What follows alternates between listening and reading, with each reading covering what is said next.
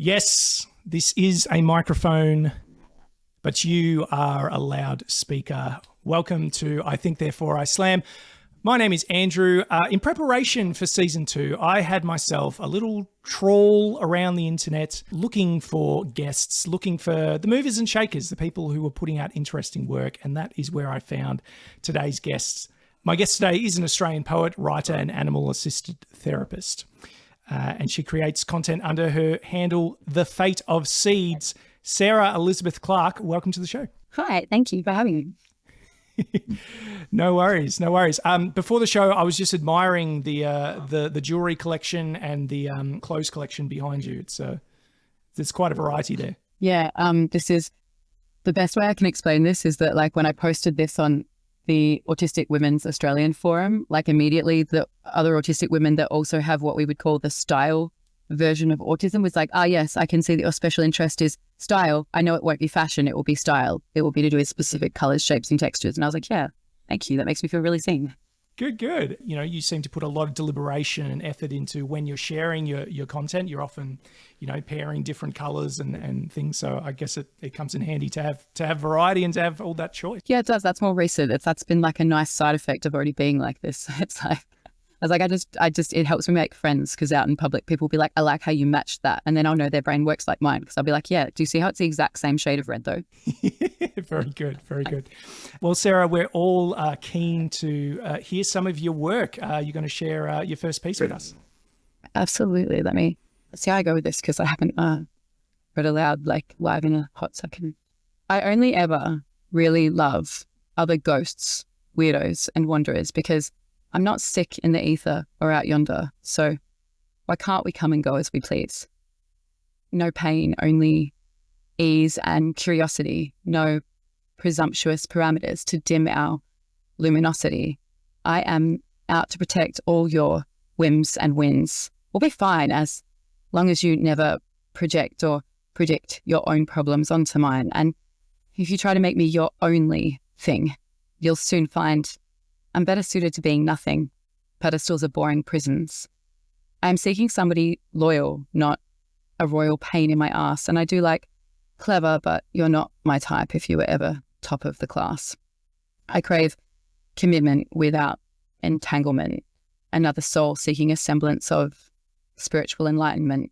Some other spirit who sees without analyzing so critically, that is, not cruelly, only creatively, everything left to be grateful for without being ignorant of war.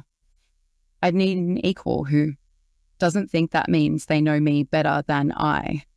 To assume does worse than make an ass out of you and me. It also forces me to be relegated to the realm of lonely ghosts where almost being seen has always hurt the most according to my history. So come be a consistent and reliable mystery with me between the depths of despair and discovery of divinity. Woo! Very nice. Very nice. Thank you. Great stuff. One of the lines that stuck out to me was, pedestals are boring prisons. Wow, what a line. When you hear something, you're like, I wish I wrote something like that. That's exactly yeah, I know, right? Oh, cool. Thank you. Oh, you're very welcome. Very welcome. So Sarah, I'm interested in your kind of origin story with all this stuff. So what inspired you to start sharing your poetry publicly? And how did you take that first leap, that first step? In a weird way, there's been like a few steps in that. They haven't really felt particularly linked. There hasn't really been a plan. I've just kind of always written poetry since I was a kid. It's probably the first thing I was really ever drawn to. It's just there, like, again, it's that kind of autism where it's like, this is the only way I can experience the world. So I have to write. It's not even like a choice. And I already knew that was important, but I had become a teacher and I was starting to realize that it had been a few years since I wrote. Like I used to just write every day as a matter of, just accidentally. And I thought that if I made a blog and I made a bit of a plan and I combined, I used to really like taking photos in school. And if I combined photos that I took with stuff that I'd written, then I could make a blog and, post it and promote it. And so what I did in 2018 was I spent like a couple of months, syncing a couple of lines off a poem to a photo and linking it back to like this blog that I had. I got this thing called Planoly that like automatically posts to Instagram every 3 days. So I didn't think about it for the next year while I worked as a learning support officer and became a counselor. But it just meant that, it still felt like every 3 days, like I was posting something and seeing how that went. It was so much effort. And I swear I probably only got like two likes per post. So I did it then. And then honestly, I didn't think about it again until it was like well after the world ended during the pandemic that I like came all the way back around to it. Oh, so good. Was that Planoly? Was that the tool you were using? Okay, cool. Yeah, it's like a little app thing. And this blog, was it called The Fate of Seeds? Is that where that kind of came from? I'm curious about the story behind the handle, I suppose. Yes. It is The Fate of Seeds.wordpress.com for anyone who's used WordPress. It's not really. So that is what it was called. I wrote a poem when I was like, I think I must have been like 17 or 18. It's the one I'll probably read at the end of the interview. But I realized really quickly, like I was always on the fence about tattoos. Like in theory, I'm the kind of person that you would think would like tattoos. Like I do have 2 and all of my friends have tattoos. You know what our generation's like in Australia around Melbourne. Like most of us have tattoos. Even people that don't have tattoos have like one somewhere. Or a dream one at least. It's exactly, yeah. Or this one they have planned. And I was always like, I like words. That's what stands out to me. But even back then I was like, it's a bad idea probably to get someone else's words tattooed on you just because like, things come out all the time. What if it turns out they're a psycho? And now you're like, oh man, that's stuck there forever. That's bad. So I was like, I'll just get my own words tattooed on me. I was like, I need like a reminder to be like more centered. So it was this piece on kind of like, not assuming that you can see the fate of seeds and not getting too focused on trying to predict the outcomes. Oh, okay. So, because what I was thinking is like, well, the fate of seeds is plants, I guess, or trees or what have you. But at the end of the day, not every seed becomes a tree. Like you can't control that stuff. And that sounds like that exactly. was the thing you were going for. Yeah, that's pretty much what it is. And also just like the idea that, for example, you could do the smallest thing, like you could offer a stranger your phone number because you saw them upset and just say like, if you needed someone to call, you could call me. And like, you don't know, that seed could be the difference, you can make every difference in their life. You don't know where that small act will like branch off into and like how it will impact people in positive or negative. I usually try to think of the positive, but it's like, you don't know how it will affect other people. So you can just kind of like do the thing and hope it has a good ripple effect kind of. It's very philosophical. I studied philosophy at uni, but like I still, because I put it where I couldn't see it, so I still forget it all the time. And I'm just like, I'm so stressed. I have to control everything. Yeah. Oh, that's good. Didn't work out how I thought.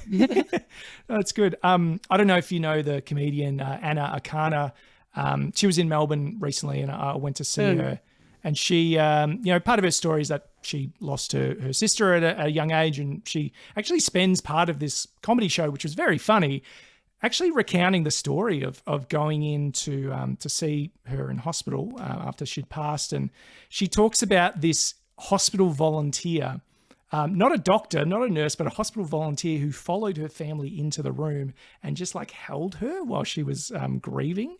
And that's just what made me think of that. Someone who wasn't really involved in the thing at all, just inserting themselves to do some goodness and throw some seeds out there, and how much that meant to her. Yeah, exactly. fantastic. Yeah. And if you start digging around, you'll find that lots of people have stories like that, but for some reason we don't really talk about them much. Yeah. I mean, I've always found, the phrase is random acts of kindness. I sometimes find that a little bit, Absolutely. I almost wish it had a different name for it because I don't know, maybe kindness is a fine word, but maybe I get it. I think you probably feel the thing I feel, which is like, I wish it weren't kindness. Shouldn't that be the baseline? Isn't that like, we're meant to be a social species because it's a team game. Like I'm meant to help you with your emotions and you're meant to help me with mine. It's not meant to be that hard.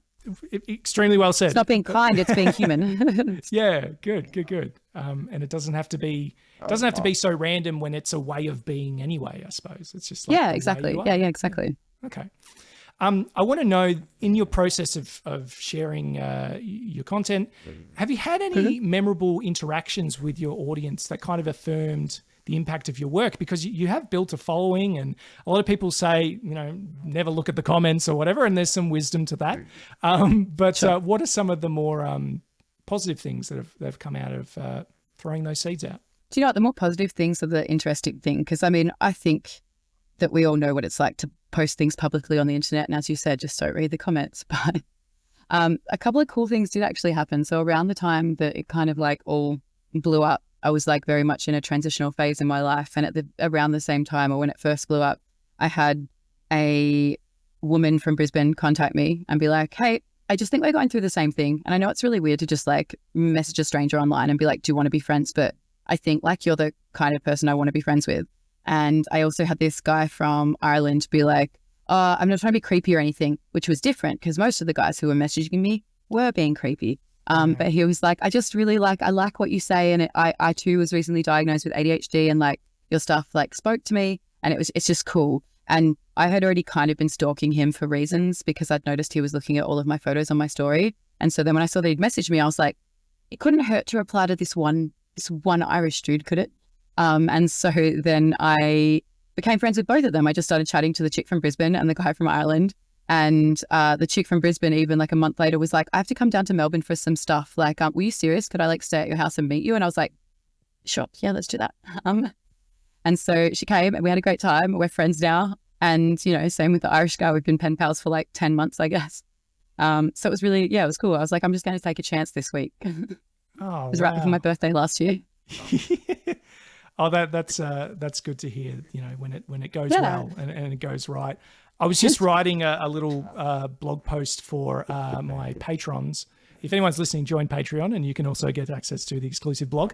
And it was about, I called it, if you know an artist, you need to tell them this. And I was thinking about times when I've seen a show or something and I deeply like enjoyed it and appreciated what the person did.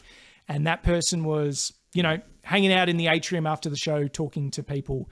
And I knew I wanted to say something. I knew I wanted to connect and say, hey, I loved this, and be like really specific about it, you know, not just a general, oh, it was good. And there was one particular instance where I didn't do it. Like the line wasn't long. I had time, but I kind of dropped my head and went home, and I really regretted it. And it made me think about, I think as artists, you know, those personal stories of interaction they're like oxygen. Do you know what I mean? They can keep us going for weeks. Oh, absolutely. Yeah, because the other one I had was there was a cashier at Woolworths that like one day just randomly said to me, like I'd spoken to him briefly before because he was trying to learn customers' names, and he was like, hi, you're Sarah. What's your deal? I was like, I have 4 dogs. And he was like, cool, I remember that, Sarah. 4 dogs. Got it. And then the next time I was there, he was like, oh, Sarah, I sent my friend your piece on like trauma. And like, she said that it really like touched her and spoke to her. And like, so yeah, I just wanted to share that. And I was like, oh, wow, it's just this milk, thanks. This has really thrown me today. Like, I really appreciate it. I love it. But I was like, wow, this is not what I expected. No, certainly not. So did you want to kind of move the conversation along because there's people trying to get through fast lane? Oh, no. No. It was assisted checkout. So it was kind of fine. It was like, oh, unless one of the machines breaks, we can chill. Yeah. It's becoming a bit like that. But yeah, I think a specific, intentional, positive, maybe constructive compliment about what we do, I think can keep us going for weeks. And I know for me, like as a guy who's kind of been conditioned to not receive compliments as much, it can keep me going for ages. So I just want to encourage anyone who knows an artist or, I don't know, has the opportunity to meet someone whose work you admire to actually vocalize that and not just leave it to wither on the vine. Because an audience of 6,000 or however big your following is hard to gauge. You can't kind of talk to that many people at one time, but you can do the one-on-one. Yeah. I do want to talk about how sometimes the content of your poems touch on, you know, some pretty personal experiences, some pretty deep experiences. You're often talking about mental health or trauma, these kind of things. How do you look after yourself in that space and balance like authenticity with what you're trying to talk about with self-care and self-protection, I suppose? Yeah, that's really fair. I guess it's probably like a 2-pronged answer. It's complicated, right? Because one of the things I've noticed, like I'm autistic and have ADHD, but I wasn't diagnosed until I was, you know, over 30. And so a lot of my life, I'd have people sort of be like, we really love how you're authentic. And like, it wasn't until after I was like, guys, get this. People thought I was like being brave and like making choices. And that was only half of the truth. Sometimes I just didn't know that what I was sharing was a lot because I'm actually pretty autistic. Like I can't help being authentic. So I was just saying stuff I don't know how. I'm just as surprised when you like what I say and when you're upset by what I say. I never know how it's going to be until you've reacted. And so it's partly that. But the second part, I suppose, is like very early on, you know, obviously undiagnosed autism is a trip. So I had to deal with my mental health a lot, you know, from the time I was pretty young, which is a kind of how I became a therapist, I guess. It's also a bit of like from an ethical point of view. I'm also a philosophy student. So those two things are just so melded, which, you know, as they often are anyway. I just kind of feel like I know that most of what goes wrong for people's mental health is actually that we don't connect in a way that enables us to help one another with our emotions anymore. Like if society were going well, my job would actually be redundant, but it's not going well. So I'm going to be fine for a while because people are supposed to be able to hold space for each other's emotions. But we've created this world where people are so busy they can barely hold space for their own. I think it's kind of your duty if you have the strength and capacity to talk about what you experienced in terms of mental health issues, then I know that what happens is people suffer in silence. If you can talk about what you went through, then maybe they can hear that they're not actually alone. It's not weird that they feel the way they feel. And, you know, I've also done some additional training around stuff like suicide prevention. And we now know that people who have been through that but survived have a better success rate for helping people overcome suicidal ideation than practitioners who are just trying to study it from the outside and are like, you know, so it's bad that you don't want to be here. I don't really personally get it. Peer support, it turns out, is really important for our species. And so I think if you can share your story, you should. Like, and so anytime I get a bit like, what if I get like flack for that? What if, that could sound bad. I'm like, yeah, but do you stand by what you said? Like, is it aligned with our values? Is it a true thing that you think other people might benefit from hearing? And I'm like, well, yeah. So it's like, well, then ethically speaking, there's not a question here. Like, it's just, you know, it's pragmatism. Yeah. I've heard some artists describe getting some of them describe it as like a vulnerability headache. And sometimes I think this can happen when, you've gone to that thing where you're sharing, but then maybe later on, I don't know, maybe something hits and you go, I'm not sure about that. Has that ever happened to you or not as much? Is that not so much in your experience? Do you know what? Not as much, but I think it's because it's so reverse. As in my experience of being a writer, I've noticed even when I talk to other writers is, so as I said, right, it's not like something I choose to do. I've done since I was a kid. And in the periods when I wasn't writing, I became very unwell very fast. It's like I now use writing as a barometer where if I'm just not naturally writing and I'm not writing every few days, that's a sign that I've let my life start to slip. And the next thing will be I'll start to slip if I don't leave space for that to happen because some people feel burdened by the things they share. The things that are in my head burden me until I share them and then they don't burden me at all. So like for me, it's kind of like, it's like a purge. It's like I have to, like I'll get to this point where it feels like a blockage and I'll be like, I'm feeling a lot of emotions that are like fear and anger and grief based and but they're not really like coherent yet. And then once I actually write them down and then I read them and I turn it into something, I don't feel confused anymore. I feel like I understand what's happening and I'm in control of it. Now, if anything, I've like transmuted it into something that might help. Like somebody else might also feel that and be like, yeah, cool, great. It's good to know that I'm not nuts then. Hey. That's great. And it sounds super healthy. Like my former guest, Solly Raphael, we were talking about how, you know, there's a lot of evidence that journaling or just writing and verbalizing and using language, which, I mean, I don't know where that language center is in the brain, but somehow it's helping the other part of the brain that has feelings and emotions in it, or maybe it's all through the brain. I don't know. I'm not a brain person. Yeah. It does help it, I guess, regulate, make sense, put things in perspective. And you're right. You know, we're kind of here to help regulate each other. And I think we're having trouble because we're not in general, we're not very well self-regulated. Even something as foundational as like eye contact, you know, is so important to kind of bring people down a level, and it's hard. Yeah. I mean, eye contact's tricky, right? Because like autistic people, it's like, but what's calming you down could be making me more stressed. But you're not wrong. It's this idea that in our society, without getting too philosophy about it, our society is very like, you have to do everything alone, and if you can't do it alone, that's a problem. And it's like, oh guys, we get this again. We're a social animal. You're literally not supposed to actually do all of it alone. Like, so I was a teacher and we did trauma training, and I wish every teacher in the nation did trauma training, because then so trauma doesn't happen because So people are always like, why do things traumatize some people and not others? It's because trauma basically happens when what happens to you exceeds your brain's feeling that it can cope. And so for different people, that line looks different. For like, it's set differently. But one of the defining things is this idea that when trauma separates you from people, so for example, there's a book called The Body Keeps the Score. It interviews war veterans, and it has this line where it talks about the idea that the veterans will tell you, it's not what I saw that traumatized me. It's not that there are no words for what I saw. There are words for what I saw. But it was the fact that when I came home, if I told you that's what I saw, you would treat me like I was broken. So it wasn't safe to say. And that separated me from you. And that was where the trauma came from. So like, because we don't know how to hold that space for each other, which is no one's fault in particular, like it's a skill you have to be taught. The problem is it disconnects us all, because people are like, oh, don't tell me that. That really stresses me out, dude. And it's like, dude, people used to live in groups, and like we would like fight together in wars, and you would actually like have to, be all the way there for each other all the way till the end, even if it was really ugly and gross. And now you're like, you can't talk to me about being sad. It's again, not your fault, but like maybe we've broken something. For better or worse, maybe there's less of a shared human existence. Like you've just described tribes and, where you were constantly being at war. So, you're probably constantly in fight or flight, but together, and you get it, you know what I mean? And whereas now it's very different, again, for better or worse. You use animals in your therapy practice. What do you think, obviously we're a lot more complicated than dogs, but like what do you see with dogs or other animals and how they regulate or behave when they're under duress?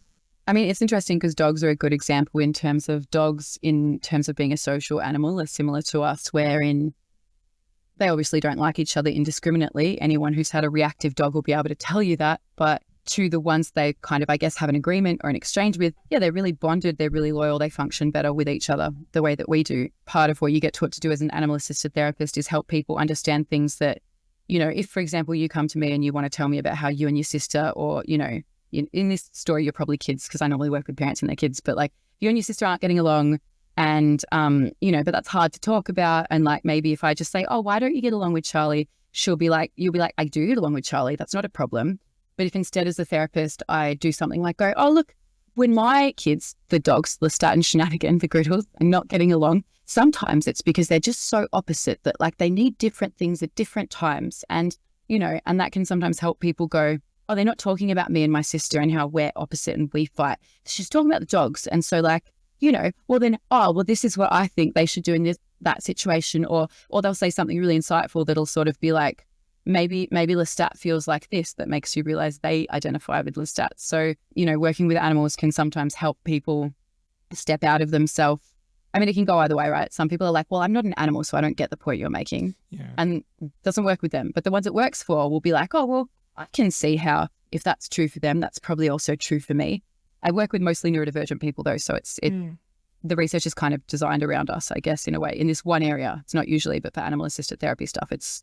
Back in the day when I was, working in a school briefly as an aide with neurodivergent kids, so many of them had such a great way with animals and such a special bond with animals. So I can absolutely see how that's, an invaluable tool in what you do. You've mentioned in passing before, Sarah, that, you identify as autistic with ADHD. You said you received that diagnosis, kind of later in life. I am interested in how do those aspects of your identity, I suppose, shape your creative process? It is. It's interesting because in some ways it's like, because by the time I was diagnosed, I was also a therapist. I was also a teacher. I'd already kind of specialized with neurodivergent kids. It was interesting that by the time I was diagnosed, when I then went back and looked at my earlier work, I was like, this is like textbook. Like I might as well have been saying, like I might as well have been holding up a big red sign that was like, I'm so autistic. Like, and like from the age I was like 12 up, it should have been like so apparent if you really look at my work. And especially a lot of it talks about this idea of feeling like really caught between two really extreme personalities, which is pretty much what ADHD is. And so it's interesting because it's definitely always, it's like inextricable from my work too, though, in a way, because I think the reason I had a strong vocabulary and need to process through writing is, so I'm what's considered hyperlexic. It's like the opposite of dyslexia, kind of, where it's kind of like your brain looks for patterns, but instead of it being like math nerd genius that would have got you diagnosed correctly, it was words. And so people didn't pick up on it because they're like, oh, you like words, so you're probably normal. Turns out as an English teacher, I can assure you nobody that likes words is normal. So it feels a bit redundant to be like, I'm a neurodivergent poet sometimes, because unpopular opinion, many poets don't know this about themselves yet, but most of them are autistic, to be honest. Yeah. It's like a clue. Like I used to go to poetry readings in Belgrave, and there was this one night where like this new woman came and she was like, oh, so are you guys poets? And everyone just sat there like not saying anything because they didn't feel like they could call themselves a poet. And I was like, oh, sorry, are the rest of you not autistic enough to just say, I will? Yeah, that's why I'm here. I'm a poet. Being a poet is more a thing for me than literally any other trait that I have. So yeah, I'm good. And then she was like, oh, you're autistic. I'm autistic too. And I was like, sorry, to be clear, everyone here is autistic. Like, and they were. You often find that story of people who are drawn to poetry of, feeling like they're enjoying something or they're seeing something that other people don't seem to value, or you know, why are you not into this? Why don't you like words the same that I do, or, you know, or just feeling different in the world? You know, I think it's very, but also think about what poems are at their core, right? And this is the English teacher coming out, but at their core, poems are puzzles, but with words. Like, so I used to, if I got really stuck with writing and I couldn't like get past writer's block, I'd be like, fine, write out the formula for the puzzle and then write out a list of words and then fill in the gaps, like as writing practice. Because you can, if you want to, because that's how it works. So it's almost like the most math-based writing that you could do in a weird way, or like the most logical, right? It's like it can follow a structure. Definitely. And all those techniques with, you know, rhythm and rhyme or meter or whatever, I guess that. Yeah, a lot of rappers now are starting to know that they're autistic, right? Like Tyler, the creator, like knows he's both.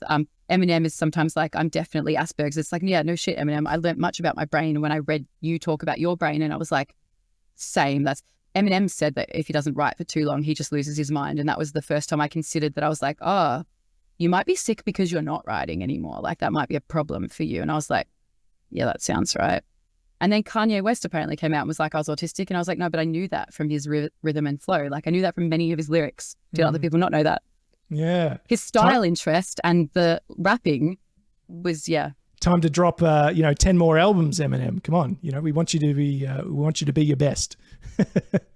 I'm sure, I mean, I myself, and I'm sure many people listening, you know, we probably know someone who got a similar diagnosis at a later age. You know, I've got a former boss who received one, and members of extended family and stuff. Do you feel like now that you're kind of equipped with that context and that knowledge, you know, what positive impacts has it led to in your life?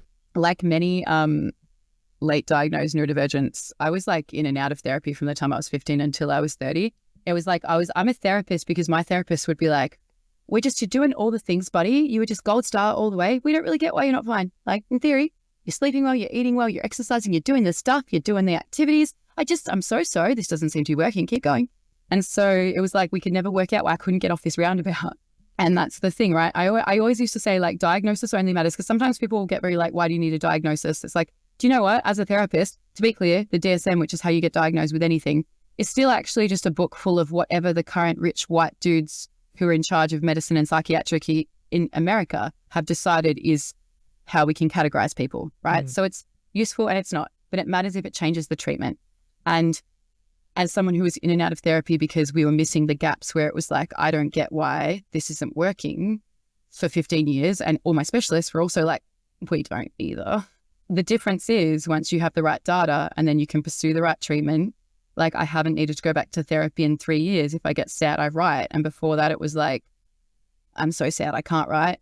It's the difference for, again, many people who are, especially ADHD. People always think that autism, it's a complicated topic, but people always give you more sympathy for the autism diagnosis. And it'll be like, that must be hard. And you're like, yeah, everyone has it who has a dual diagnosis will tell you the traits we associate with ADHD are way harder, because my autism is only a problem when I interact with you. My ADHD will mess me up anytime, any day, anywhere. Like gets in my own way.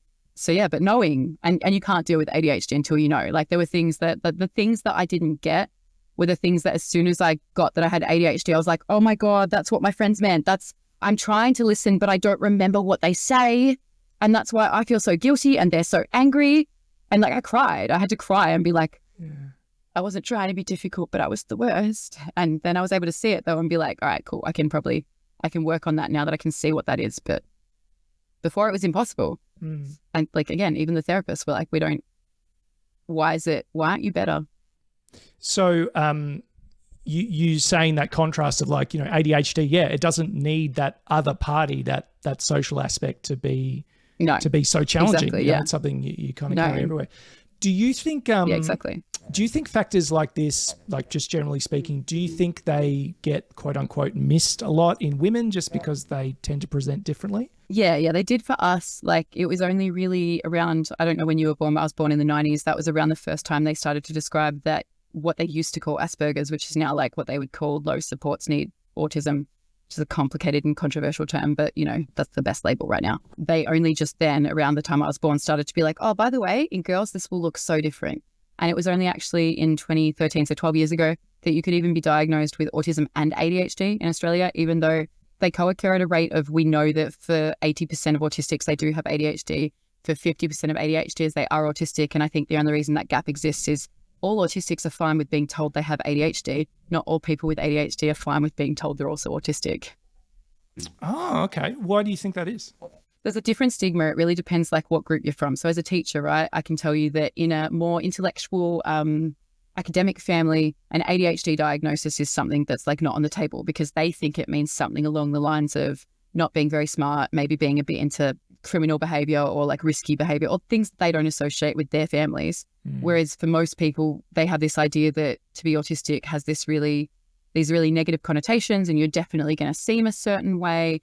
And they're more okay with, because most people still think ADHD is just, oh, are you saying it's like hard for you to listen sometimes? And it's like, wow, I wish it were just that. So that would be really cool if it were just that. And so there's different stigmas within society, but from a social point of view, which don't forget is the lens most people are using, yeah, it's considered way worse to be autistic than have ADHD. The ADHD kids in schools still sometimes arguably are considered kind of popular, as long as their popular friends never have to work with them in a group project. They'll be like, hey, I love Billy, he's really funny. I don't want him on my team, he sucks.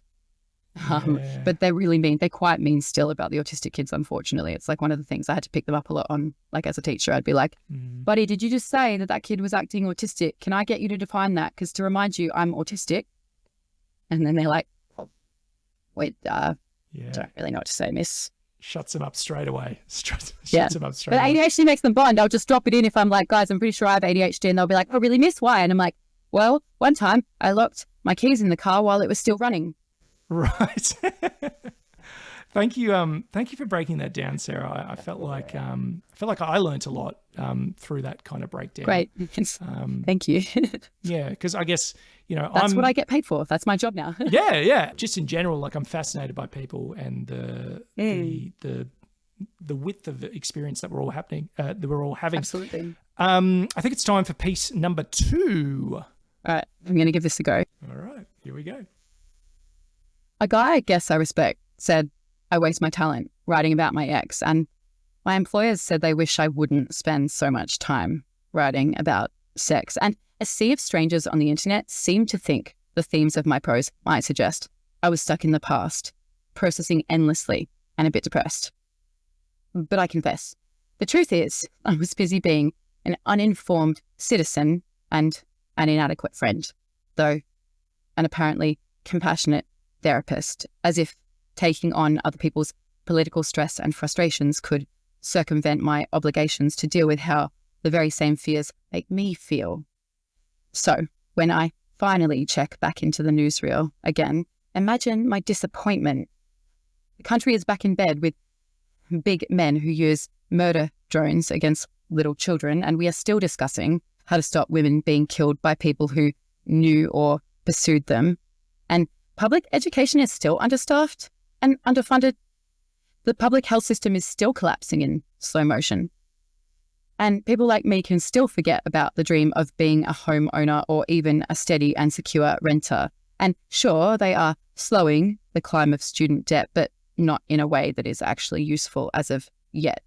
The climate is still super cooked. But look, let's argue with renewed vigour about whether Victoria has a secret population of Black Panthers, even though it won't matter after the next round of bushfires. I am inspired to do better by my care for the natural order, but I'm balancing my deep desire to eat more ethically against the calculations I'd need to make in order to do that appropriately. And I'm so tired.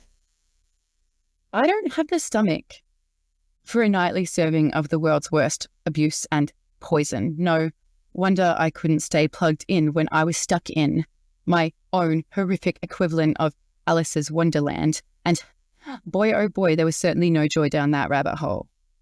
At least when I was teaching, I was too bone tired to feel my soul. So I could pretend I was too old and too sick not to give up on caring and lean into being a cynical dickhead. Because to be honest, for a hot second there, I went to bed most nights low-key hoping to wake up dead. I wonder if people know how far away I wandered, with only my despair and fear for company. All that time I was willfully absent in the liminal space between my belief in the importance of being informed and my desire not to fucking exist anymore. I bailed on birthdays, ruined reunions, and avoided anything that might activate my anger at failing to actualize a role in my own family or close-knit community. I recommitted to apathy and prayed it would eventually consume me entirely. But chaos had no room for my kind of entity, regurgitated from the beast's black belly with a rush of renewed energy to emerge with a smile, shaking off the slime and bile.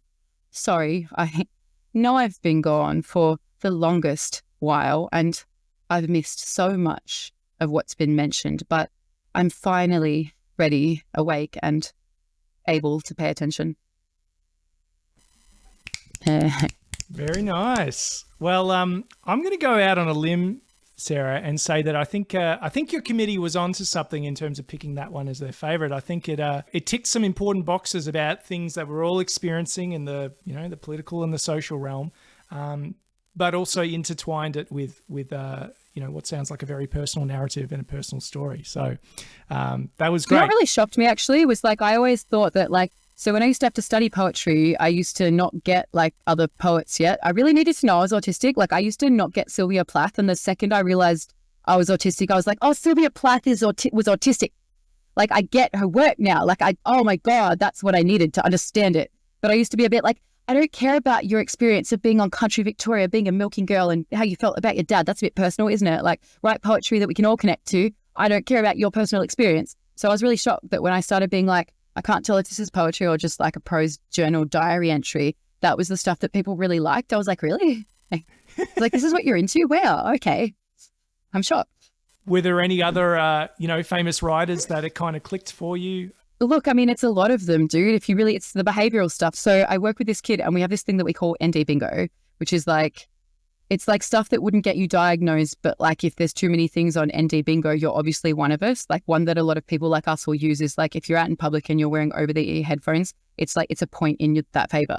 That's not saying you're definitely neurodivergent if you have them, but if you're wearing these and then we also have a chat and you tell me that you're into Dungeons and Dragons and that you're a game designer or something, those are the traits that we're okay, you're one of us. I had a client once who told me that a psychiatrist was should we test your husband as well? And then she was my husband is an engineer. And her psychiatrist was I don't need to test your husband. He's autistic. No engineers are not autistic. It's all of them. Wow. Straight up, they said it like that. Basically, yeah. Yeah, they were oh, yeah, okay.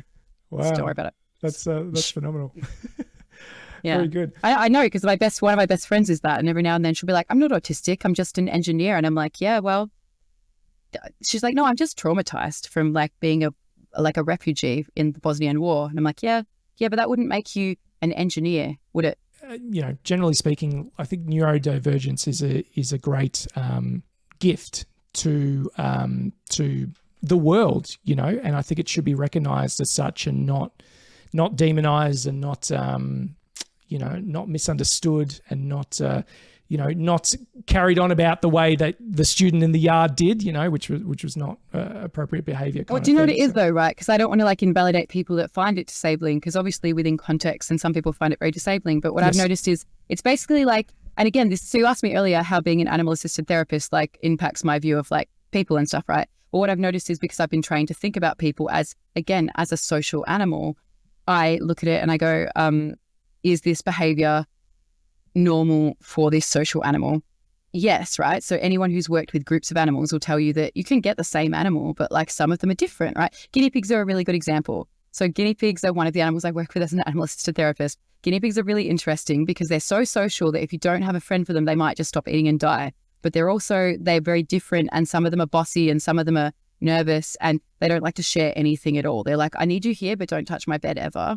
But you get a group of them and you realize that some of them just are. It's nothing you do. Some of them are just like, hi, I'll check everything out and I'm the boss and you're going to get bullied by everyone. We don't really know why, but that's what it is.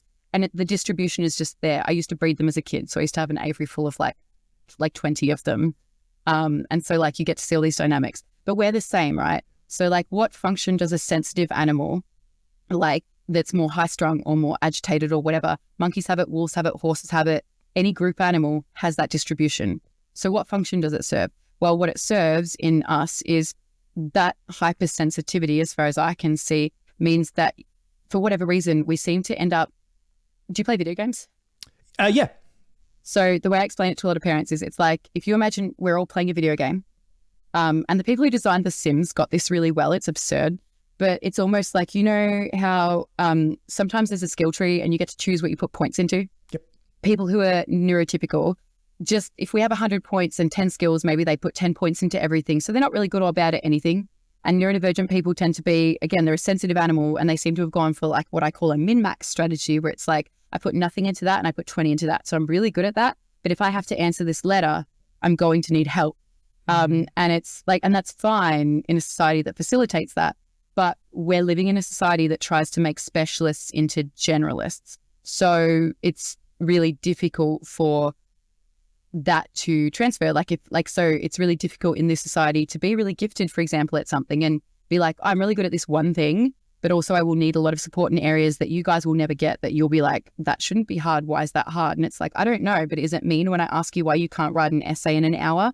It's also mean when you ask me why I can't do this other thing. Like, it's like, again, it's supposed to be a team strategy. And that exists from, so sorry to nerd out about biology, like this is meant to be about poetry, but like a lot of my work actually comes back to this, right? Like this is a lot of what I write about these days, because I think that I feel that writing is always what I was trying to return to. And I feel like being able to convey ideas in a way that people can understand them is really crucial, because I think I'm seeing in people like this fear and shame and guilt around being different. A lot of my job is literally just normalizing for them. I'm like, hey, get this. If you were a dog or a horse, we'd already get this. I had more rules as an animal assisted therapist about what I'm allowed to make my dogs do than about what I was allowed to make a kid do in terms of pushing them past their limits, right? So we've forgotten that first we're an animal too. That distribution is meant to be there because when conditions change, as they're about to in, our changing world with the climate and stuff, is evolutionary speaking, a sensitive animal will change fast enough that, it might not work out, it'll die out, or it will have changes that are extreme enough that it will allow it to like take advantage of like an ecological niche. So because you're more sensitive and you had different skills, you took advantage. An example would be if you're in a village and all of you are starving to death, ADHDers are more likely to be, so there's research that suggests people with ADHD were more likely to be refugees or immigrants, or just in general, we were more likely to leave where we were. So I'd be like, hey, I noticed that we're all starving. Going to wander off and see if there's food that way. If there is, I'll totally come back and get you. Yep. But that means that when I went out to look for food, maybe I survived, maybe you guys starved to death, and that those traits are necessary to respond to changing conditions. In the society we've been living in for a long time, we've assumed that we're going to have like equal access to resources and opportunities, and that having all the same skill sets is like a good idea, because, you have to be ready for changing times, which means being a generalist, but that's not really like how things always play out. So I think it's really important to acknowledge that within context, neurodivergence is a disability, but within other contexts, it's literally a survival strategy. And that's where, I don't want there to be like people who are neurodivergent fighting like what I call normies. I want them to acknowledge that, like, I've been a teacher, having worked with groups of people, I can tell you that about 20% of people are neurodivergent. The other 80% are necessary because we all have to be there. And if you ever set the neurodivergent ones up together, they can't work together always without that glue being there, being like, what you're both saying is great, but like, let's bring in some team skills. It's just that we don't, in our current society, acknowledge that they're all different types of strengths and that we actually need the whole thing. And it's frustrating because people that don't work with animals don't really see it. But I'm like, farmers know this. People that work with agriculture and animals know this. This is like what's to be expected for a social mammal. So, ugh. Yeah, that was great. That just reminded me, for example, if you zoom in on something like anxiety, do you know what I mean? From an evolutionary standpoint, we are, generally speaking, the progeny of the more anxious ancestors, because they might have been more alert to not getting eaten by something. Do you know what? That's such a good that's actually one of the theories that I always bring up with autistic women, because they'll always be like, it's really hard because we weren't noticed till recently, and I'll be like, hey, but do you know why there's so many of us? We've been hiding here undercover. Is because, do you know who passed on their genes pretty well? Autistic women. Because autistic women were like, don't touch that, don't eat that, that's not safe, don't go near that, come from the ledge. Because autistic women are often very anxious. And this research actually carries over to monkeys. So they did a research thing where they were like, so most monkeys are neutral in this group. And then there are ones that they consider more aggressive and ones they consider more anxious, which if you really look for coding is a lot like humans being either hyper and ADHD or hypo and autistic seeming. And they were talking about the survival probabilities of those offspring based on whether their mother was average, anxious or aggressive. And the anxious mothers, yes, they were more likely to survive. It makes me think that maybe, does that mean that as time goes on, the baseline anxiety level of everyone kind of lifts and lifts and lifts? I'm not 100% sure. So I think you said something earlier about the fight and flight response, because people mistakenly think that if you were always being hunted, your fight or flight response would be higher than it is now. But actually that's a misconception. The issue is that when we lived in, say, that kind of type of environment, you knew whether you were being hunted or whether you were calm, which means in the moment you were being hunted, yeah, you ran and you had adrenaline and you bolted. But once you made it to safety, you were like, wow, can you believe we nearly got eaten today? Yeah. Wow. Anyway, do you want to hang out and play and eat and probably fuck or whatever it is? And then you calmed down. Whereas what we now have is this baseline anxiety of, is rent going to be good? Is my job performance good? And it's all such micro stuff that you never really know when you switch off, because technically the answer is never, and you don't. And so your system doesn't know that though. So your system just interprets that as constant low grade threat that you never actually quite escape. And that's why we see a lot more dysfunction. So even neurodivergence itself, neurodivergence is more crippling in a society where if you believe that we're it's like having a sensitive stress response, and we live in a society that's get this, what if you could never turn the stress off? You're like, oh no, what? That's why my body is disintegrating.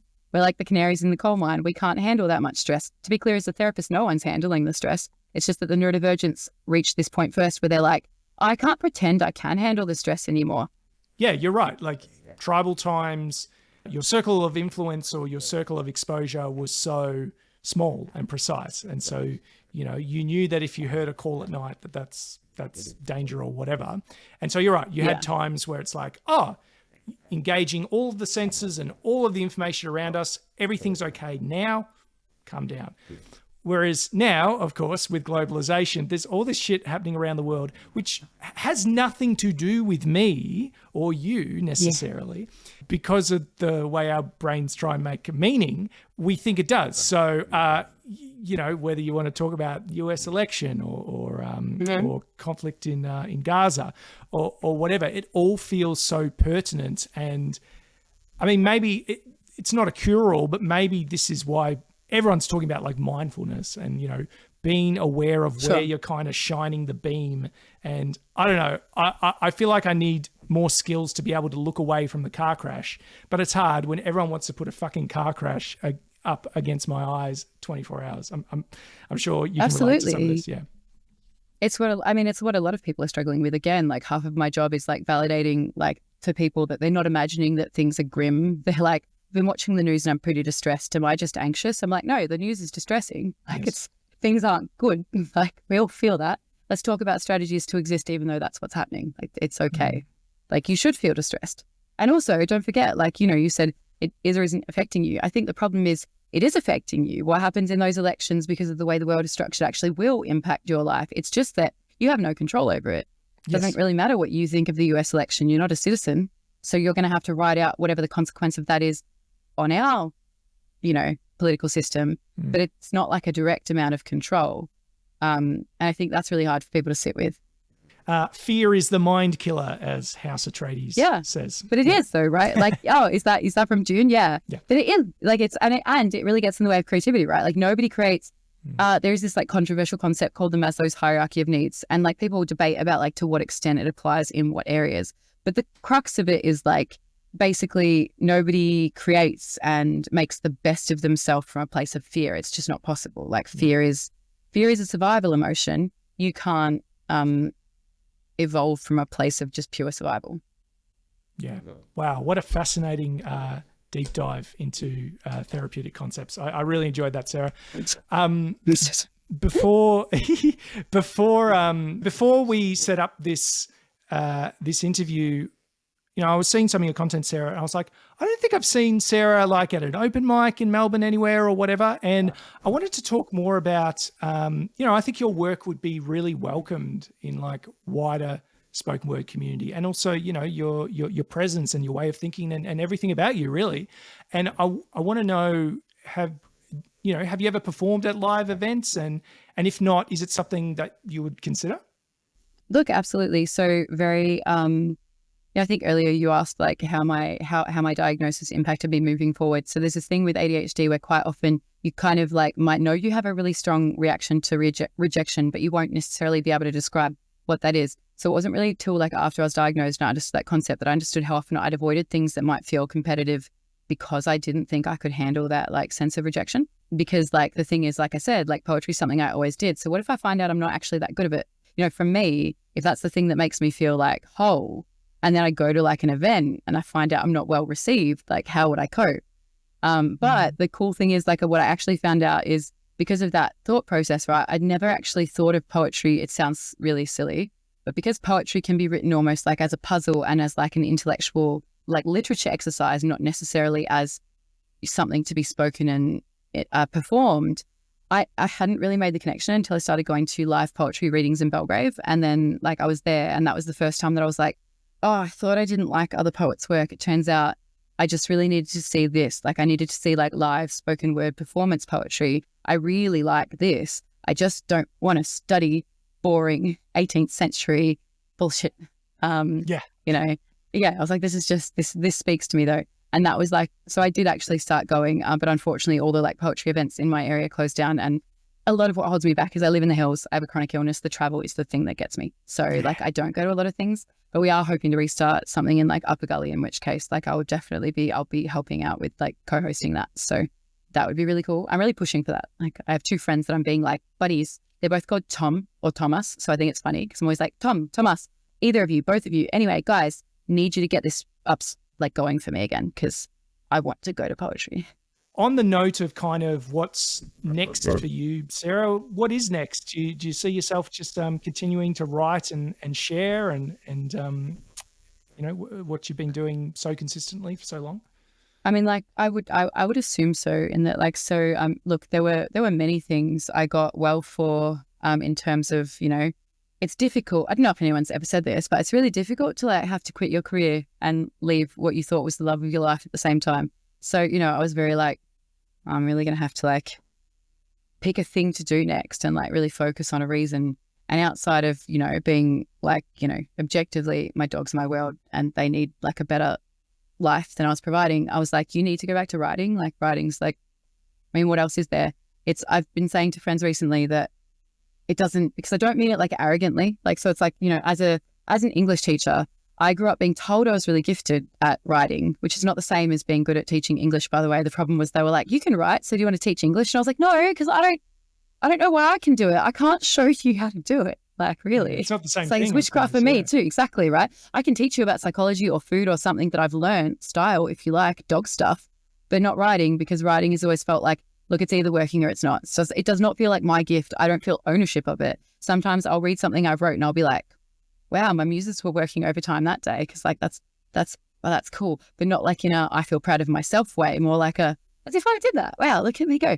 And so it feels like I've been saying to friends, I don't really think writing is my gift to waste. It almost feels like the fact that I was being like, it's okay if I never write again. I'll just be a teacher and I'll get married and I'll have kids. It'll be fine. It almost feels like I'm agnostic. I don't know what I believe, but increasingly like post the last couple of years, I've been leaning into what direction does it feel like I'm being pushed in? And it almost feels like because I gave writing up, the universe pushed me in a direction that was like, well, this isn't going to work for you either. So do you want to reconsider the writing thing? Because what I've noticed is a lot of my clients are kind of like, we'd like it if you wrote this down. Like we wish we could take what you're saying and give it to someone.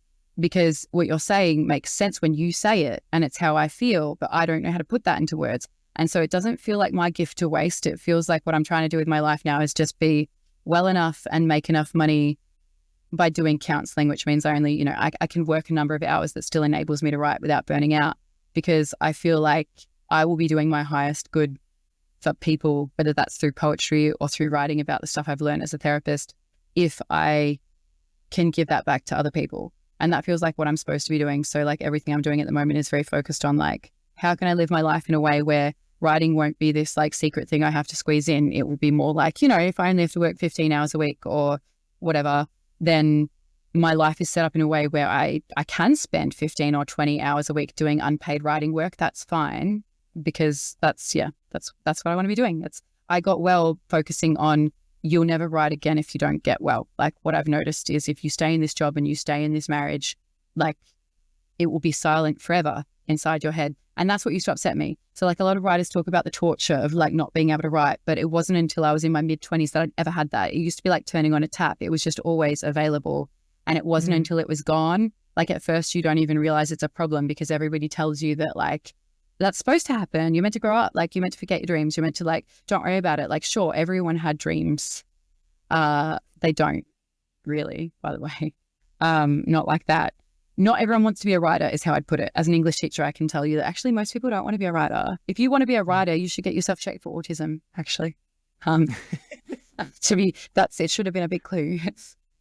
That's what's next for me, is like trying to focus on, I would really like to publish a work of poetry, and I would really like to take the blend of what I've learned personally and what I've read through research and put it in a way that people can go, oh, anecdotally, I get what you're saying. And now also I get where that comes from in research, because for me, it was really helpful for me for healing to be able to go, oh, I get why I do that now. Yeah, cool. I can problem solve because now I get the mechanism.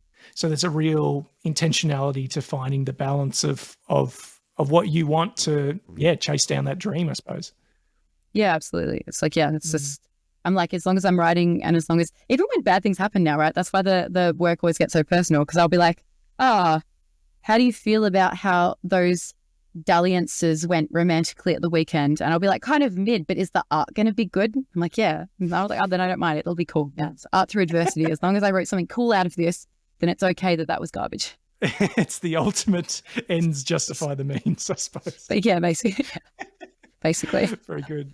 I want to circle back to a question about your creative process. Sure. As much as we can put words to it, what kind of language do you give to how you actually put together a piece before it is out there in the world doing its thing? Do you know what? This is the one I actually put notes down for, because I was like, it's really hard to explain, because what I've realized for me with writing, and I've had to think about it a bit as an English teacher, right? Because quite often like me being assessed is me being like, anyway, let me tell you how I teach the children how to do poetry as if I am Robin Williams and this is Dead Poets Society. And so I had to think about it a lot. And so originally I was very like, guys, get this. Did you notice that Shakespeare and Eminem are basically the same thing, if you really pay attention? Okay, it's mastery over like rhyme, rhythm, counting, things that if you don't get it, you won't get it. But if you get it, you're going to be like, I love this. Yeah. I thought I didn't like Eminem until I watched this thing that explained his like specific rhyme flow and the complexity of it. And that was the moment that I was like, I like Eminem more than my brother likes Eminem, because my brother definitely just likes him because he's popular. I've now realized I like him in a nerd way, where I'm like, I really like how you rhymed that on the 8th line with that second syllable. Like, that's great. That's so fire. It's really specific. Which means that sometimes when I always said I like poetry because I used to want to write, but then not have the attention span to do longer things. Like I would plot out a novel and then be like, that's enough. I don't want to do the bits where I fill it in. Whereas I was always like, poetry's so cool though, because you can do like 20 lines and be like, it's done. It's a masterpiece. Don't have to go back. It's done. It's like, I haven't I haven't stopped paying attention halfway through. It's great. Which means that if I was really stuck, I could be like, we could write a poem though. So I used to do stuff like pick a formula. I was saying before, like I like contemporary free verse spoken word poetry, but it's really hard to do that if you're not inspired. Like you can't just start like a free verse piece. Like my free verse pieces always come to me as like a series of lines that like I used to get distracted driving and have to pull over, or I used to like get distracted at work and have to go find like a receipt to write on, because the lines just happen and then I can't actually focus on anything else unless I write it down. Yeah. Which is really cool. I love it when that happens, because sometimes what'll happen is that will go for like 2 or 3 pieces, and I'll have accidentally background written a poem. So I'll be like, oh, all of these pieces you wrote over the last week are about the same topic. Just, you know, if you like change a couple of lines, that's done now. And that's like a piece. And I'm like, oh, no way, that's cool. But sometimes instead I'd be like, I need to write something. Like I used to make myself get up at 6 a.m. and force myself to write, like trying to schedule it into my day because I heard that's how you meant to do it. If that works for you, do it that way. But like it often doesn't, like everyone's different. And so instead I'd be like, my favorite was, there's a type of poem called rondeau poem. Do you know the poem In Flanders Fields that we read on Anzac Day? Like any Anzac Day parade will read In Flanders Fields in Australia. In Flanders Fields, the poppies grow between the crosses row on row, and something overhead in the sky, the lark still bravely singing, fly scarce heard amid the guns below. I don't know. So this is how I know I'm autistic, because I thought everyone had taken that poem in to the degree that I had, when I hated assemblies. I hated anything that was like too nationalistic. I thought I wasn't very Australian growing up because I didn't like sand or barbecues or summer or football. But In Flanders Fields, oh my God, it's a type of poem that has this, it's like a 16-line poem that only has 2 types of rhyme. So it only has an A-B rhyme, and there's a refrain, which is like it repeats the first 4 syllables, right? And every line has to be 8 syllables. It's really, really structured. There's like, it's a puzzle to write it. It's not just because you were vibing. And so I got really into those. And so anytime I was stuck, I would be like, we only need 2 rhymes. Like, let's just pick a topic. And then what you have to do is pick something that will sound good when you repeat the first 4 syllables. And then after that, you just pick 2 rhymes. And I would literally go to like Rhyme Zone and write down all the possible. And I used to read a thesaurus for fun as a kid. If you've ever read the thesaurus or a dictionary for fun as a kid, that is also an ND bingo thing. And you should also get yourself assessed.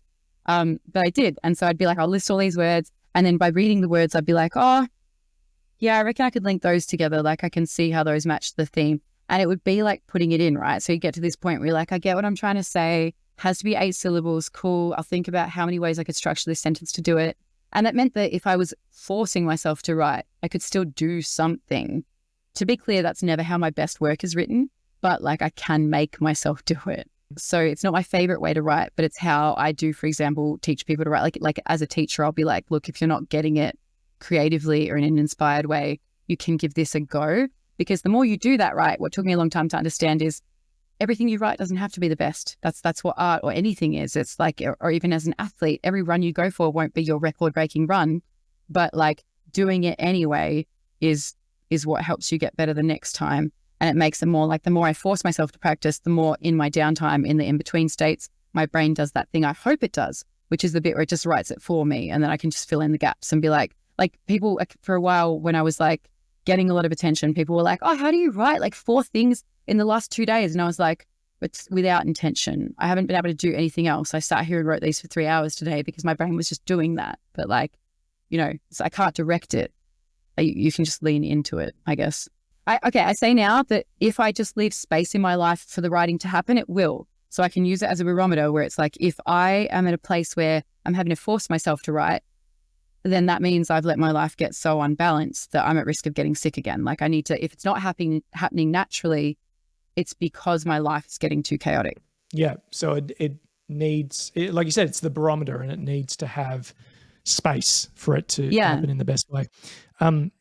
Thank you for that. A couple of reflections. I think the way that you feel about the In Flanders Fields, you know, I've always been like a song lyrics kind of guy. Oh, yeah. Do you know what I mean? Like I love absolutely. Poring over, you know, liner notes and whatever, and looking for little meanings and lore and whatever. And I assume you'd be like my age, right? Where it's like, it's not like now where it's just on the app and you can just see what the lyrics are. Like you had to Google those separately. Like I once spent a whole day putting all of the lyrics to my favorite songs onto my iPod Touch because I wanted to be able to read the lyrics while I was listening to them. Nice. Mine was more, you know, because I'm fascinated. One of my favorite bits to do with people is talk about Hey Ya by Outkast. I was like, well, you know, it's like a really sad song, right? They're like, what are you talking about? And I go, well, blah, blah, blah, blah, blah. My baby don't mess around, blah, blah, blah. You know, no, I do. Yeah, no, because then it's a sarcastic bit, right? Isn't it? Because that's the one where it's like, no, she loves me because she tells me so. And it's like, yeah, but no, but babe, but mate. Yeah. She does not love you. It's about someone feeling the dread of like a relationship falling apart and they have nowhere to go with it, kind of thing. Yeah. Set to, you I know, love one of this the though. catchiest, Do you know what? fanciest Yeah, moves. I know. Yeah. But you can find out a lot of people by finding out if, because I have a lot of muso friends who get the music bit right, where I'm like, oh, I wish I want to get it. I'm not quite, I'll never be able to hear what you can hear. But like lyrics are the main thing for me. But I've always been like the same. Some people will be like, oh, we don't get how you can do lyrics. But that's how I feel about them with music. So my dream has always been to team up with someone who gets music, but like not lyrics as strongly, so that we can like help each other out. Cause I'm like, I want to get this so bad. Like I love it, but I just don't. My brain can't do it. All the music I like is lyric based. It'll be the new, Elton John and Bernie Taupin, the dream team kind of thing. Hopefully, yeah. Moving now to the end game of today, I suppose. We have this overarching analogy that we're using for season 2. So I'm going to ask you that question, which is, Sarah, if your creative work was an instrument in an orchestra, what instrument do you think it would be? All right, so I thought about this a lot. See earlier point about that thing that I just said, where like I wish music was like I have so many audiophile friends, and I'm always like, I wish I could hear what you can hear. That's so cool. But from what I understand about like music, because the main reason I can never quite get it is I'm so dyspraxic that like I was like, oh, what do you mean I have to think a different thing than what I'm doing, and my hands have to do different things, and that doesn't sound, I can't do that. But I always thought that I would have really liked to like learn the violin, and I feel like my poetry is similar to that in the sense that I think that the violin is difficult to learn and the mastery level is high. Like if you can get it, it's an instrument that sounds haunting, and like, you know, I don't have 4 dogs, 2 of them being Groodles for no reason. I really like a challenge. I think like I like things to be weird, quirky, a bit like, is particular is a word that comes up. Yeah. Like, and I think violins have that like haunting sound. It's really difficult to learn to play, but if you do, it's also still like recognizable, like a good, like you'll hear it and be like, it's, you know, it's not like a pan flute or something where you're like, I can tell it's unique the whole time. It's like, I think most of us, if you heard someone play violin perfectly, you'd be like, obviously that was good. And so I feel like my work is similar in the sense that it's esoteric. It's a bit weird because what I've noted is people give me the same feedback that I think a psychiatrist gave me when I was 17, which is he was a bit like, do you know what? You speak very eloquently, except for all of the swearing. I'm like, yeah, I really like it when I juxtapose like archaic language that's like a bit unusual against like internet slang and really offensive words, because that's what I like. It's just, I enjoy it. It's weird. It's my favorite phrase is that's weird. I love it. Yeah. You find enjoyment in the contrast.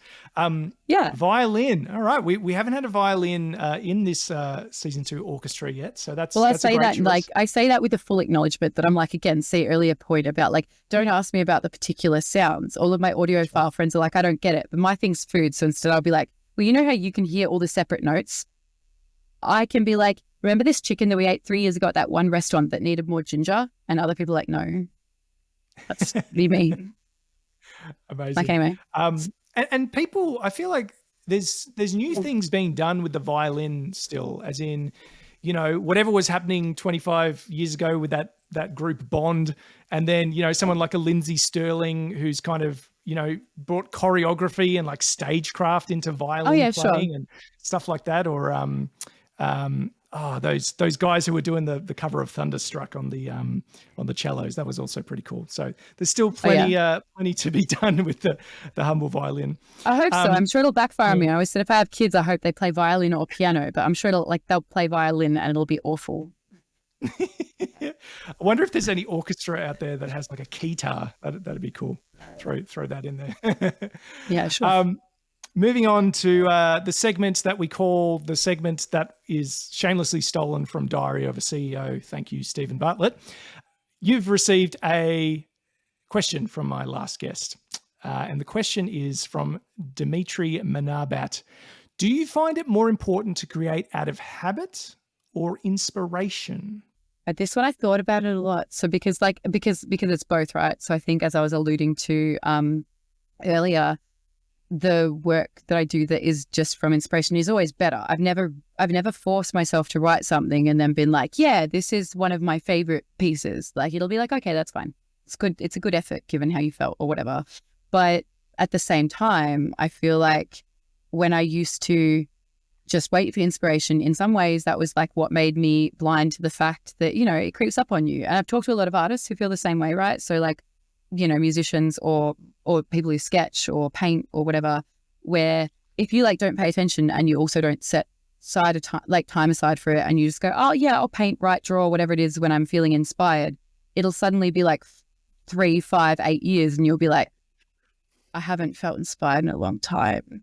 And you look back on it and you're like, oh, no wonder I'm miserable. That sucks. So it's kind of like a balance. So that's why I said now my barometer is a bit like, if I am living a life where unless I set specific time aside for it, it doesn't happen, that lifestyle is probably my problem, not the, that's the starting point. That's the problem. However, I think it's about knowing when to push yourself and when to pull back. As an example for myself, there'll be days where I'll be so for example, I often try not to take my ADHD meds because, to be clear, they're different for everyone.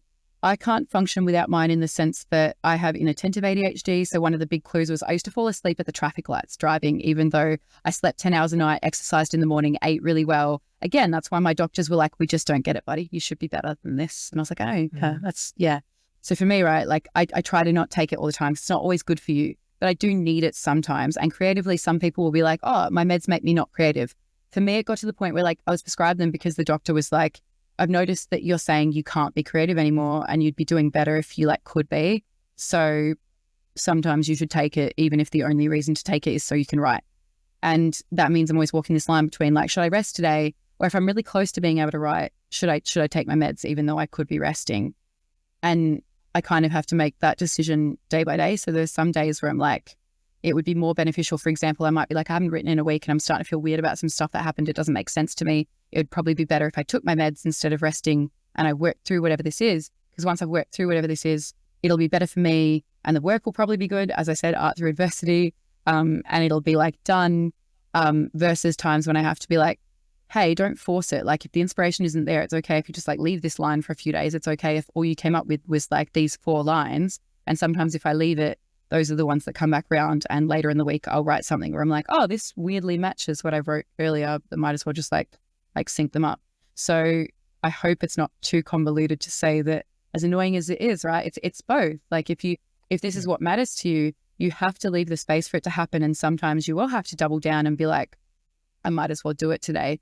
But there will also be times where it's not worth pushing yourself and it's worth going, hey, today's not going to be it. I've also noticed that what helps sometimes as a writer is if you focus on some days you'll be like, oh, I wanted to work with my writing, but I'm not really feeling creative. But editing and creating can be really different mindsets. So it's there are days when I might start 4 things and they start to come together, but I don't quite finish. And then there'll be a day where I'm I'm not going to be able to write anything, but I'll be able to put all the pieces together and I'll be oh, suddenly technically I just finished 5 pieces, but it's because all of that was just punctuating or filling in a couple of gaps or whatever. So the answer is both, which to be clear is how I feel about everything. The problem in society is most people want things. As a therapist, I can tell you people want things to be one thing or the other. Can you just tell me what I can do to fix it? And it's no, because you're looking for one answer and life is always multifaceted. So cultivating the habit in the hopes that, because I think habit often leads to inspiration. Yes, exactly. Because it's like a muscle, right? So people get that you will get stronger if you go to gym, even when you don't feel like going to gym, but you lifted some weights today. So next week it'll be easier to lift weights. Art's the same, but we don't think of it that way. So it's, do the practice so that when you're feeling inspired, you'll be able to take it all the way. I think actually, do you know what? I did have this written down. I was can you tell I'm a philosophy teacher, which is, have you ever heard the saying where it's hard work beats talent when talent doesn't work hard.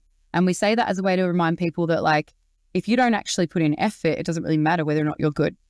I think there's a second part to that too though, right? Which is what I noticed as a teacher is if you have the skill and you put in the effort, those are the people that will make the most gains. The people who are strong and train are the ones who become athletes.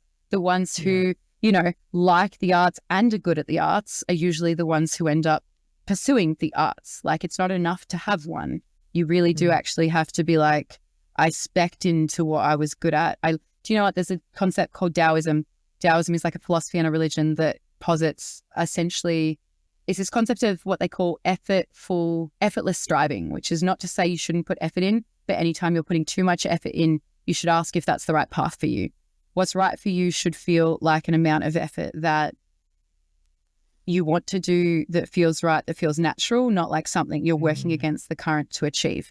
And so I think creativity, and for me, writing is very much like that, where it's like, if my life is designed in a way where following that current is just what happens, everything else also seems to flow from there. But anytime that gets like stuck or stagnant, or I'm fighting against the current, that I now recognize, it took me until I was this age to get it, that's a sign that things aren't actually going well for me. That's it basically. Like, that's why I'm passionate about writing. And that's why I wish, if I'd known how much I love writing was tied to my diagnosis, it really would have helped me. So again, diagnosis only matters if it changes the treatment, and understanding that writing is almost in and of itself the treatment for me, that mattered. And I did not get that until I understood I was hyperlexic, which most hyperlexics are autistic. So I couldn't have ever gotten it before. I was like, yeah, no, everyone likes words. They don't.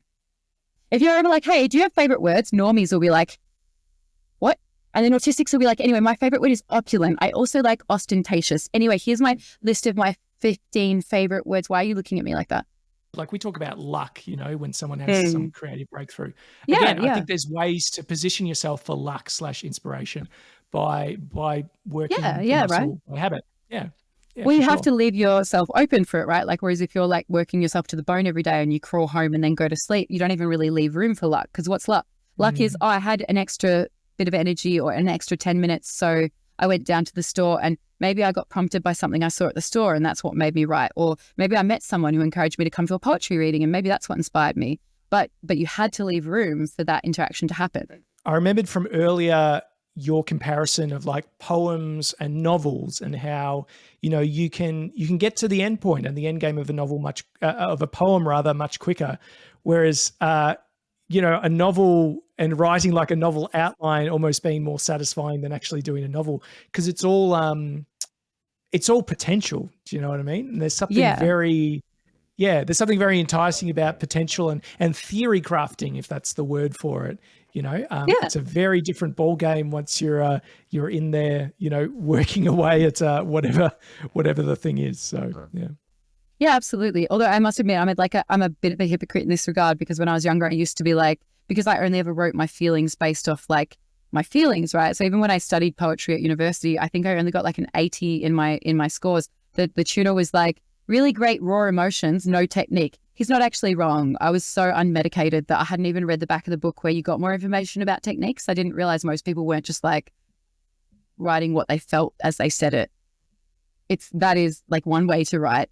But then also I used to be very like, guys, like, oh, it's just so wanky to do an arts degree and be like, artists have all this intention behind what they say. I was like, what if they don't? What if they were just like, I felt some stuff, so I said some stuff. And it wasn't until like, I came full circle because I became an English teacher and I was like, oh yeah, guys, I get this. Apparently, actually, most artists have an intention. Like, I used to think photography was not a real art either, but it turns out it's not about the photo. It's about, why did you take that photo? Like, what did you think that photo was communicating? And that actually is really important. But then I came all the way again. Like, you know how people like often will be like, I came 360 and what they mean is 180. No, I really came 360 because I came all the way back to this point where there's this artist I really like in the hills. His name's like Scubs Moat or something. And he does these really cool, really graphic, like sort of cartoony, graffiti character kind of like really cool pieces. Like he's had like, artworks at like in Belgrave and at Barinja Gallery and things like that in Tacoma. And then they asked him what his artist statement was. And it was the first time, like, this was only like a year ago, that I saw another artist confirm what I'd always thought, which was, he was like, I actually don't. I just think of stuff and then I do it. Like, I never think about the intention of what I'm about to do. And I was like, see, I wasn't just being ridiculous. Some artists don't think about this, okay? Some artists just do stuff on vibe and then you put meaning over the top of it because that's how you feel.